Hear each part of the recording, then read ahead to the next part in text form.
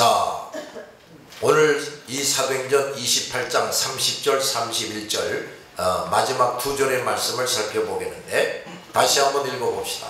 시작. 바울이 온 이태를 자기 셋집에 머무르면서 자기에게 오는 사람을 다 영접하고 하나님의 나라를 전파하며 주 예수 그리스도에 관한 모든 것을 담대하게 거침없이 가르치더라.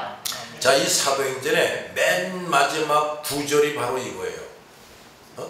그러니까 맨 마지막에 뭐가 기록되느냐, 이게 아주 상당히 중요할 텐데, 자, 무슨 내용인가 하는 걸 잘 들어보기 바랍니다. 자, 첫째, 바울은 인생의 마지막 순간까지 복음 전파에 모든 것을 바쳤어요. 죽는 순간까지 복음 전파에 모든 것을 바쳤다. 여기 쓰진 않았지만 이게 바로 뭐냐, 이것이 정말 깨어있는 사람이라는 얘기예요. 두 번째, 바울은 죄도 없이 체포되고 죄인으로서 이렇게 이동하면서 또 감옥에서 지내면서 마무리 사역을 활발하게 시행했다. 그러므로 찬란한 열매와 업적을 남겼다 하는 것을 보여줍니다. 우선 첫째, 죄수 신분으로서의 바울의 사역은 신변의 보장을 받으면서, 그러니까 로마 군대의 보호를 받으면서 편안하게 이루어졌다 하는 겁니다. 바울에게 다가오는 점점 더 극악스러운 핍박은 당시 세계 최강국 로마지요. 로마의 군대가 막아주었어요. 바울이 유대나 로마에서 감옥에 있는 동안에는 한 번도 비인간적인 고문을 당하지도 않았습니다.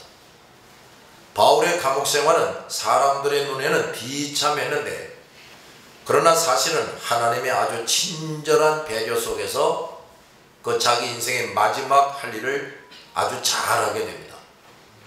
그래서 바울은 5년여간의 시간 동안 죄수로 지내는 게 벌써 한 5년이 됐다고요. 그동안 전보다 더 열심히, 죄수가 아니고 자유롭게 살았던 때보다 더 열심히, 더 활발하고 능력있게 복음을 전했습니다. 바울은 갇히기 전에는 여기저기 이 집 저 집을 전전하면서 많은 어려움과 또 숙식의 문제를 겪어야 했습니다. 그러나 죄수 신분으로는 감옥이지요. 한 장소, 어떤 장소에서 기거하고 먹을 것도 제공받으며 더 활발하게 복음을 전했어요. 우리가 감옥에 갇혔다 그러면 뭐 전도고 뭐고 아무것도 못할 것 같은데 그렇지 않았습니다.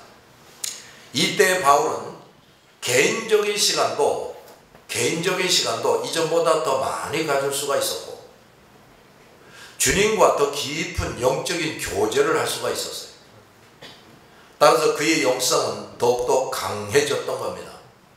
그러므로 이 감옥은 주님께서 바울에게 베푸신 큰 은혜요, 사랑이었습니다. 얼마나 역설적이고 신비로운 일인가. 주님께서 함께 하시는 사람과 그 인생은 보통 사람들이 생각할 수 있는 것을 훨씬 뛰어넘습니다. 두 번째, 바울은 죄수 신분으로서 제자들과 교회들을 잘 교육하고 지도했습니다. 그가 인생 말년에 전력을 다해서 한 게 그건 뭐냐, 그 제자들과 교회들을 잘 교육하고 지도하는 것이었어요. 바울의 거처인 옥으로 사람들과 제자들이 찾아오게 합니다. 바울이 찾아가는 게 아니라 그들이 찾아와서 복음과 하나님의 말씀을 배우게 됩니다. 전설에 의하면 바울은 잠시 석방돼서 이탈리아와 스페인으로 갔고 거기서 크레타로 갔다 그랬어요. 그래서 이 사도행전에 그런 내용이 좀 기록되었으면 참 좋았겠는데 그런 내용은 기록이 없어요. 근데 이제 바울이 서신서에서 내가 이제 서바나 스페인에도 갈 것이다 이런 말을 한 것을 보면은 거기도 간 것이 틀림이 없어요. 그런데 그 당시 수제자 디모데, 이 디모데도 바울과 다른 감옥에 갇혀 있었어요. 근데 바울이 석방될 때 디모데도 석방되어서 바울에게 합류합니다. 히브리서 13장 23절에 디모데가 속히 오면 내가 저와 함께 가서 너희를 보리라 한 것을 보면 디모데가 바울에게 오기로 약속됐다는 것을 알 수가 있습니다. 바울은 디모데와 함께 여러 교회를 방문하고 다시 로마로 간 것입니다. 그 당시 네로라는 아주 미추광이 로마 황제가 폭종을 시작하면서 그리스도인들을 극심하게 박해함으로 또 로마의 교회들, 로마에 있는 교회들은 현저히 약화되고 크게 손상이 됐어요. 따라서 바울은 두 번째로 로마에 들어가서 그 약화된 교회들을 굳게 하고 성도들을 위로하고 강하게 하는 일을 했습니다. 바울은 이전에 로마에 보낸 서신, 로마서지요. 로마서를 쓸 때 내가 너희 보기를 심히 원한다. 그것은 무슨 신령한 은사를 너에게 나눠주려 합니다. 그랬습니다. 그 당시에는 로마뿐만 아니라 로마 치하의 모든 지역에 이 성도들에게 큰 박해가 있었어요. 그래서 많은 순교자들이 이미 생겨나고 있었습니다. 따라서 바울은 주님의 특별한 인도하심, 즉 로마의 감옥인데 신기하게도 감옥이 너무 차고 넘쳐나는 거예요. 그래서 그 로마가 새 집을 얻어서 거기서 머물게 하는 겁니다. 거기가 이제 군사가 지키는 감옥이 되는 거예요. 이 로마의 새 집에 머물면서 또 잠시 석방되어 각 지역을 순방하고 그리고 은사들을 받도록 도와주고 모든 교회들과 성도들이 말씀과 믿음과 성령 충만을 받게 한 겁니다. 이것이 바울의 마지막 사역이에요. 예수님은 최고의 사도인 바울이 세상을 뜨기 전에 그리고 가장 극심한 박해가 교회들에게 닥쳐왔을 그때 바울을 통해서 교회들과 성도들, 특히 제자들이 더욱 말씀과 믿음과 성령 충만한 사람이 되게 하신 겁니다. 아멘. 그렇게 해서 네로를 비롯한 악한 황제들은 한결같이 다 멸망하고 다 죽을 것 같았던 그 그리스도의 교회들은 다시 살아나고 왕성하게 성장하고 로마 치하의 나라들뿐 아니라 전 세계로 복음이 폭풍처럼 전파되게 됩니다. 아멘. 이제 바울도 죽고 베드로도 순교당해요. 그런데 그들의 순교 덕택으로 아주 폭풍처럼 복음이 전파되게 됩니다. 아멘. 로마 황제들의 박해가 오래 지속되고 교회들이 점점 핍박을 받아 극심한 고통을 받게 된 것은 이런 주님의 놀라운 섭리가 있었던 겁니다. 사탄이 극심하게 교회와 복음을 대적한다면 주님은 그보다 훨씬 더 큰 지혜와 능력으로 주님의 뜻이 활발하게 전개되게 하시는 겁니다. 이런 일이 있은 후에 바울은 네로에게 체포되고 그의 통치 말년에 차명, 목이 잘려져서 죽는 그런 순교를 합니다. 네로는 가장 악한 황제였으나 주님은 바울이 얼마든지 할 일을 다하고 순교하게 하신 겁니다. 아멘. 네로의 박해야말로 지금 황제들이 크리스찬들을 박해하는 이제 극치의 순간이에요. 그 극치의 순간에 바울이 순교를 당하게 함으로써 엄청나게 복음이 전파되게 하는 그런 일이 전개되게 한다고 말해요. 세 번째, 바울은 위와 같은 일을 하면서 여러 서신서를 써서 교회들에게 보냅니다. 로마에서 2년 동안 갈라디아서, 디모데후서, 에베소서, 빌립보서, 골로새서, 빌레몬서를 씁니다. 이걸 옥중서신이라고 해요. 옥에서 썼다 해가지고. 그리고 잠시 석방되려고 할 때 마지막으로 히브리서를 썼어요. 근데 신학교에서도 공부할 때 이 히브리서 저자는 누군지 모르겠다, 이렇게 우리가 공부를 했는데 그 내용을 가만히 보면 이 저자가 바울이라는 걸 금방 눈치챌 수가 있어요. 바울이 날마다 그 셋집 감옥으로 찾아오는 사람들을 영접하고 가르치면서 그러면서도 2차례에 걸쳐서 재판을 받습니다. 그럼에도 불구하고 이렇게 많은 서신서를 썼단 말이에요. 성령의 감화를 받아서 이렇게 여러 가지 성경 썼어요. 바울은 마지막 로마에서의 옥중 생활 중에도 단 한순간도 헛되이 보내질 않았어요. 거기서 뭐 징징 울고 뭐 그런 거 없어요. 잠도 별로 못 잤을 겁니다. 시간이 없어서. 그래서 한동안 여기저기 돌아다니지도 않고 그 로마 감옥은 한 장소에 머물도록 주님께서 섭리하신 겁니다. 이 성경을 또 쓰게 하려고. 주님은 충성된 종에게 마지막 불러가시는 순간까지 거룩하고 영광스러운 일을 수행하게 하신 겁니다. 우리가 죽을 때 이렇게 죽어야 돼.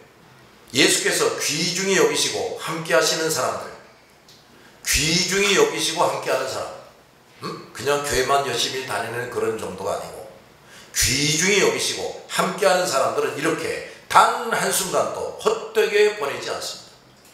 거룩하고 영광된 일을 끊임없이 수행하게 합니다. 그러므로 그저 편히 쉬고 안일하게 살기를 원해서는 안 됩니다. 그 이유는 예수께서 건져내시고 치료하시고 영생 구원얻게 하실 사람들이 부지기수로 많기 때문에 아이들이 태어나는 일이 그래도 세계적으로는 점점 많아지고 있어요. 전 세계적으로는 인구가 증가하고 있다고요. 이것은 예수께서 구원하실 사람들이 점점 많아지고 있다는 것입니다. 네 번째, 예수님은 로마 제국 천하에 주님의 나라가 이루어지게 하고 나아가서 전 세계로 복음이 전파되게 하시려고 최고의 전도자 바울이 결정적인 희생 제물이 되게 하신 겁니다. 이미 많은 그리스도의 제자들이 순교를 당했어요. 주님은 가장 악한 황제의 손에 가장 선하고 능력있고 충성된 종 바울을 희생당하게 했어요. 이 바울의 희생은 로마 치하에서 당한 모든 순교의 결정체입니다. 클라이맥스가 되는 거예요. 예수님이 다 이루었다 하고 고개를 떨구실 때 예루살렘과 온 유대와 사마리아와 땅끝까지 복음의 은총이 태풍처럼 퍼져나갔듯이 최고의 사도인 바울의 참여는 로마 제국과 전 세계에 활발하게 복음의 폭풍이 퍼져나가게 된 겁니다. 예수님은 바울이라는 사람을 가장 충성되고 능력 있는 종으로 세우시고 그가 부르심을 받는 순간부터 순교하는 순간까지 그 자신과 그 삶 전체를 쉴 사이 없이 주님의 거룩한 도구가 되게 하셨어요. 바울이야말로 예수께 부르심을 받은 이후에 그 자신과 자기에게 주어진 모든 시간들을 가장 아름답고 거룩한 제물로 드렸습니다. 그토록 위대한 그리스도의 종은 그야말로 집 한 채, 땅 한 평 남기지도 않았습니다. 어떤 기념관도 없습니다. 바울 정도 되면 기념관을 멋들어지게 제자들이 만들고 그래야 될 텐데 그런 거 없습니다. 그야말로 자기의 몸을 비롯해서 이 땅에서 사는 동안 자기에게 주어진 모든 것을 하나도 남김없이 주님께 다 드렸어요. 그는 결코 의도적으로 자기의 얼굴이나 이름을 사람들에게 남기려고 하지 않았습니다. 그런 일에 마음과 돈과 시간을 쓰지 않았습니다. 그는 누가 봐도 점점 인간적으로 어려웠고 괴로웠고 비참해져 갔습니다.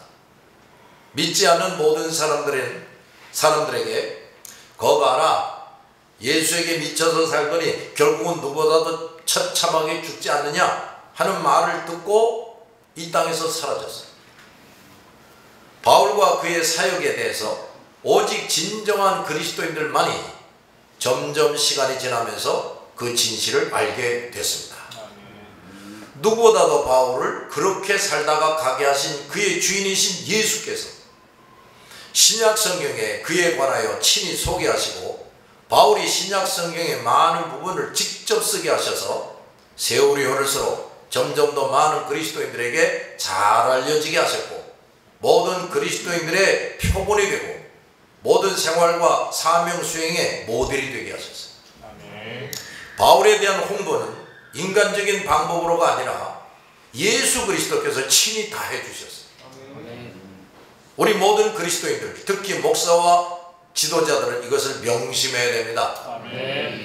그 다음 바울은 자기에게 오는 사람을 다 영접했다 그랬습니다. 그러니까 이제 그 세 집 감옥에 있으면서 그렇게 했단 말이에요. 바울은 한 집에 옥류되어 있는 상황에서도 찾아오는 사람들을 다 영접했어요. 찾아오는 사람들이 많이 있게 된 겁니다. 하나님이 그렇게 보내주는 거예요. 영접했다는 말은 친절과 사랑으로 접대했다는 뜻입니다. 바울의 친절과 사랑은 예수께서 사람들에게 보이셨던 것과 같이 거룩한 심령 속에서 우러나오는 것이었어요. 그러니까 인간적으로 친절히 손님을 맞이하고 그 정도가 아니었다고 합니다. 그것은 또 단지 사람들에게 현세적인 도움을 주는 것이 아니라 영원하고 진정하고 완전한 유익과 행복을 주기 위한 것이었습니다. 바울의 그 마음은 현실적으로 점점 더 자기에게 어려운 처지가 다가오고 있는데 이제 조금 있다가 이제 목이 잘려서 죽어야 되는 거 뻔히 알고 있어요. 그런데도 더욱 풍성했고 샘솟듯하는 이런 거룩한 마음이 샘솟듯하게 일어났다고 말해요. 이것은 단지 그의 좋은 성품에서 나오는 것이 아니에요. 말씀과 믿음과 성령 충만하면서 나오는 겁니다. 바울에게 이것이 없었다면 이렇게 죽을 때까지 이렇게 할 수가 없어요. 징징 울기도 하고 지난날 생각하면서 한탄도 하고 이 사람 저 사람이 보고 싶다 뭐 이런 생각을 하게 되겠지. 자, 이러한 바울에게는 그 어떤 사슬, 즉 이기적인 사슬, 자기를 생각하면서 뭐 어떤 이기적인 그런 마음의 사슬, 약한 자가 얽매이는 사슬, 그건 무슨 소리야? 두려움에 떨고 또 야 이거 내가 앞으로 이제 그게 처참하게 죽을 텐데 그 얼마나 아플까 뭐 이런 사슬, 두려움과 공포의 사슬도 바울을 붙잡아둘 수 없었고 오히려 더욱 자유롭고 활발하고 능력있게 사람들에게 그 모든 신령한 것들을 나눠줄 수가 있었습니다. 그러니까 이게 말씀, 믿음, 성령 충만하지 않으면 이걸 할 수가 없어요. 바울은 이때에도 누구에게나 복음과 말씀을 전했습니다. 복음 전파자는 이렇게 누구든지 찾아올 수 있는 장소를 적어도 하나는 가지고 있어야 돼요. 뭐 저 깊은 산속에 들어가서 은둔 생활하고 그런 게 아니라 말이에요. 바울은 회당이나 호화로운 공공장소가 아닌 자기의 그 초라하고 자그마한 셋집 감옥에서 날마다 오고 오는 사람들에게 설교를 했습니다. 그 집이 작았기 때문에 아마 어떤 날은 갑자기 사람들이 많이 오면 먼저 온 사람들 순서대로 그 방으로 들어와야 하고 나머지 사람은 바깥에서 기다려야 했을 겁니다. 그 집은 결코 시설이 좋은 집일 수가 없었으므로 사람들이 와도 편안하게 앉아서 장시간 설교를 들을 수도 없었을 거예요. 그런데도 바울이나 사람들이나 불평 없이 그 좁은 집에서 끊임없이 복음과 진리를 나누었습니다. 하나님의 일을 하고 특히 말씀을 가르치려 할 때 우리는 바라는 대로 할 수가 없을지라도, 그러니까 뭐 장소가 잘 확보되고 환경이 좋고 이런 게 아닐지라도 우리는 할 수 있는 범위 내에서 그 일을 기쁘고 즐겁게 해야 합니다. 조그맣고 초라한 장소밖에 없는 전도자요 목사일지라도 사람들이 온다면 거리끼거나 거리거나 침묵하지 말고 복음과 말씀을 전해야 합니다. 한두 사람밖에 오지 않는다 해도 열심히 전해야 돼요. 그 사람들이 다시 오고 그들이 또 다른 사람들을 데리고 오게 돼야 돼요. 바울처럼 그리스도의 마음을 품고 정성을 다해서 사람들을 영접하고 가르친다면, 더욱이 말씀과 믿음과 성령이 충만한 사람이 돼서 그렇게 한다면 예수님은 계속해서 사람들을 보내주실 겁니다. 31절 시작. 하나님의 나라를 전파하며 주 예수 그리스도에 관한 모든 것을 담대하게 거침없이 가르치거라. 자, 이게 마지막 구절인데 짤막한데 바울이 뭘 끝까지 잘했느냐, 전파했냐? 하나님 나라, 그 다음에 주 예수 그리스도에 관한 것을 가르쳤다, 이런 얘기예요. 사도행전의 이 마지막 구절은 바울의 사역을 크게 두 가지로 요약해서 설명하고 있습니다. 바울은 인간의 말이나 아주 교묘한 말로 사람들의 머리를 가득히 채우거나 세상적인 문제를 제기하는 일로 시간을 보내지 않았어요. 다만 주 예수 그리스도께서 자기를 어떻게 부르셨고 무슨 명령을 내리셨고 사도로서의 사명에 모든 것을 쏟아붓는 그걸 전하는 일에 모든 걸 쏟아부는 일을 하는 겁니다. 바울은 그것만으로도 시간이 부족했어요. 그리고 그가 전하려고 하는 두 가지 진리처럼 모든 사람들에게 필요하고 소중한 것이 없다는 것을 절실히 깨달은 겁니다. 그래서 그는 이 두 가지 진리를 전파하는데 참으로 그 목숨을 다해서 총력을 다했습니다. 첫째, 바울은 일생을 통해 하나님의 나라를 전파했어요. 따라합시다. 하나님의 나라. 하나님의 나라. 하나님의 나라를 전파했다 그랬습니다. 바울은 충실한 그리스도의 사자로서 세상에 관한 것들은 다른 사람들에게 다 맡기고 모든 사람들에게 무엇보다도 중요한 하나님의 나라에 대해서 전력을 다해서 가르쳤어요. 하나님의 나라라는 게 뭐냐? 이 우주 만물이 창조되기 영원 전부터 영원히 존재하며 사람들이 이 세상을 떠나고 난 이후에도 존재하는 것이 하나님의 나라입니다. 하나님은 그 영원한 세계를 영원히 통치하십니다. 사람들이 이 세상에 사는 동안 죄 용서받지 못하고 죽으면 그들은 지옥에 떨어져서 그 지은 죄에 대한 형벌을 영원히 받게 됩니다. 그러나 죄 용서받은 사람들은 천국에서 영원한 행복을 누리며 살게 됩니다. 이 모든 것을 창조주 하나님께서 계획하시고 통치하고 주관하시는 일입니다. 이것이 바로 하나님의 나라예요. 하나님의 나라는 천국만 얘기하는 게 아닙니다. 그러므로 사람들이 무엇보다 먼저 알고 반드시 알아야 할 것은 바로 이 세상을 포함해서 이 지구와 저 해달별에 있는 이 우주 세상을 포함해서 모든 것을 초월하는 하나님의 나라. 이 하나님의 나라를 무엇보다도 먼저 알아야 돼요. 사람들은 눈에 보이는 이 세상, 그것도 하나님이 통치하시는 하나님의 나라 중에 일부밖에 안 되는 이 세상에 대해서만 관심이 있어요. 근데 이 세상은 이제 멸망해서 불타서 없어질 때가 있습니다. 많은 사람들은 이 세상의 정치, 경제, 문화 등에 큰 관심을 기울이고 있습니다. 그것들이 각 사람의 현상 세계에서의 생존에 직결되는 것이라고 생각하기 때문이에요. 그래서 뭘 좀 배우고 아는 사람들조차 이 세상의 문제들에 몰두합니다. 어떻게 하면 경제적으로 좀 나아질까? 어떻게 하면 좀 더 넓은 지역을 통치를 해볼까? 푸틴 같은 놈이 이제 그러다가 지금 정신 나간 짓을 하고 있는 거죠. 세상의 문제들에 몰두해서 그것만을 더 연구하고 가르칩니다. 그러나 이 세상의 역사가 만년이 된다 할지라도 그것은 하나님의 나라의 역사 중에 극히 일부분에 지나지 않습니다. 내가 아까 초두에도 말했는데 하나님은 영원전부터 영원까지 존재하고 모든 것을, 그러니까 천국과 지옥 이런 것도 다 만드시고 그 영원히 모든 것을 지배하고 다스리는 그런 나라가 하나님의 나라라고 말이에요. 그러니까 이 세상이라는 것은 그 하나님의 나라 역사 중에 극히 일부분에 지나지 않는 겁니다. 더욱이 이 세상은 각 사람이 겨우 100년 미만 살다가 그 외에는 영원히 각 사람에게서 사라집니다. 그 주변에 있는 사람에게서 사라져버려요.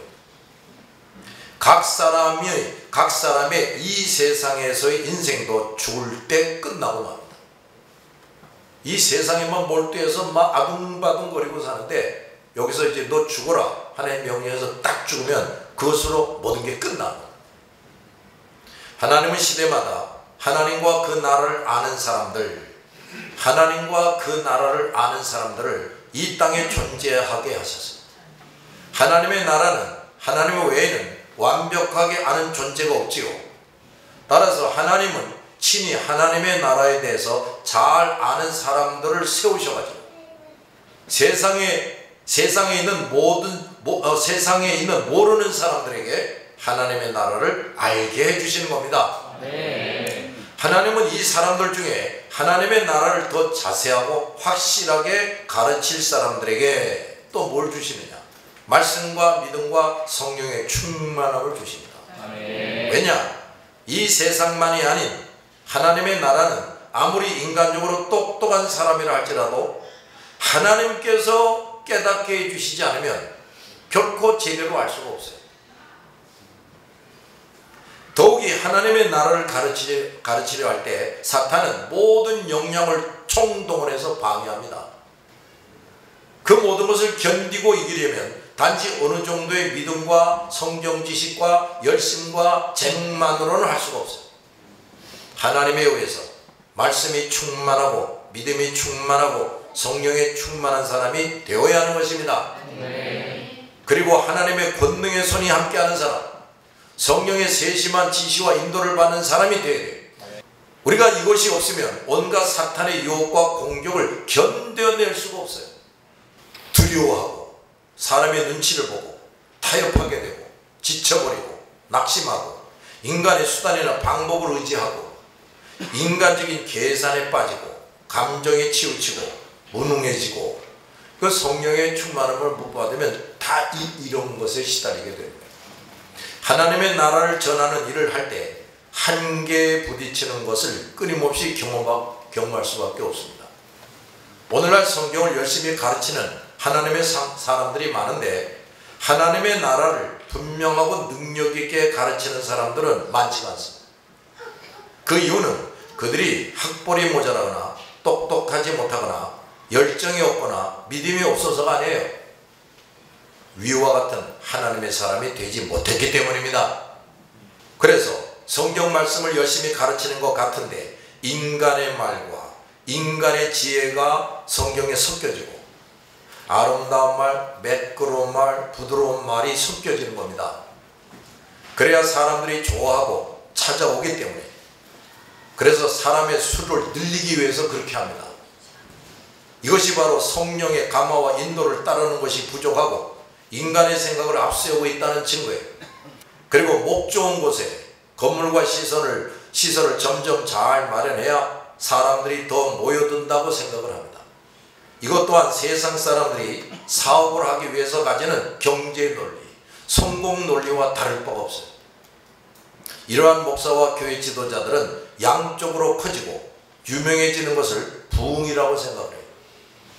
하나님이 함께 하시는 것이라고 또 그렇게 하면서 그냥 뭐 인간의 지혜로운 말, 아름다운 말, 매끄러운 말, 뭐 사람들이 비율을 맞춰가면서 사람 숫자 자꾸 늘리고 이렇게 하는 것이 하나님이 함께 하시는 것이고 그게 성공하는 것이다 라고 여깁니다.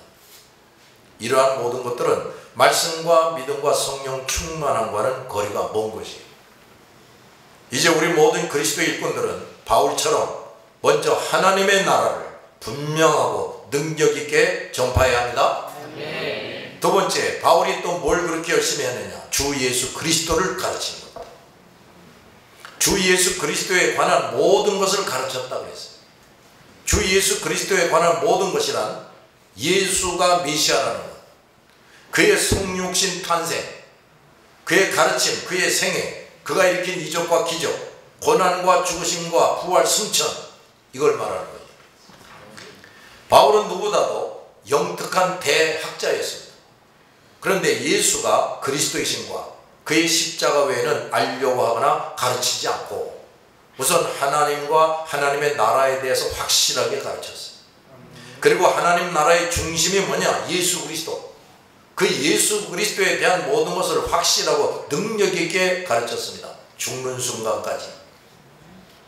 목사들이 설교할 때 그 주된 임무인 예수 그리스도를 전하는 것에 무엇을 섞거나 빼거나 이탈하도록 사탄이 끊임없이 유혹합니다. 이럴 때 언제나 자신에게 이렇게 물어야 돼요.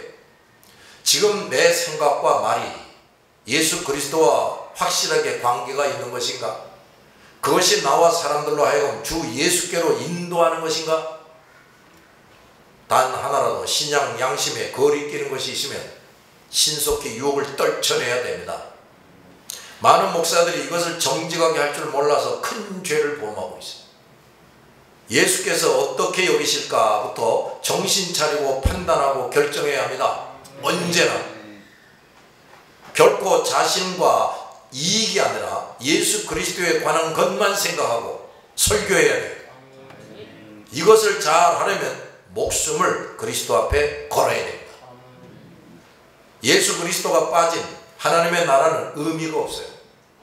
많은 종교들이 영원한 세계를 말하지만 거기에는 메시아, 즉 죄인들이 모든 죄를 사함받고 영생 구원 얻는 것에 대한 진리와 약속이 없습니다.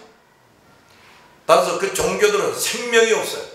그럴듯한 가르침은 있지만 그들이 말하는 영원한 세계는 호구일 뿐입니다.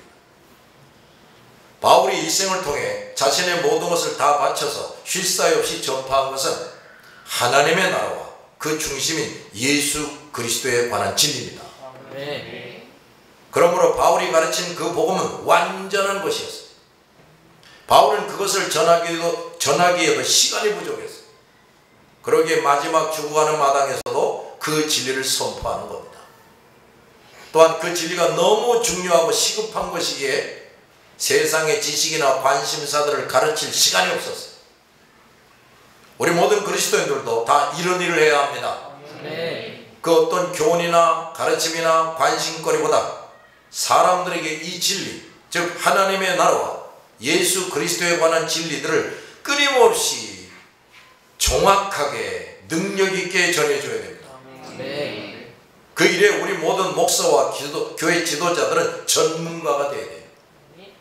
그러려면 이 사도행전이 계속해서 가르쳐주는 대로 말씀과 믿음과 성령이 충만한 사람, 하나님의 권능의 손이 함께하는 사람, 성령의 지시와 인도를 받는 사람이 되어야 하는 겁니다. 세 번째, 바울은 그 진리를 담대하게 거침없이 가르쳤어요. 하나님의 나라와 주 예수 그리스도에 관한 확신이 바울에게 모든 것에 자유함을 줬습니다. 뭘 줬어요? 자유함을 줬어요. 그는 이 진리에 한치의 흔들림이 없이 굳게 서 있었어요. 그에게 있어서 이 진리보다 가치 있는 것은 없었습니다.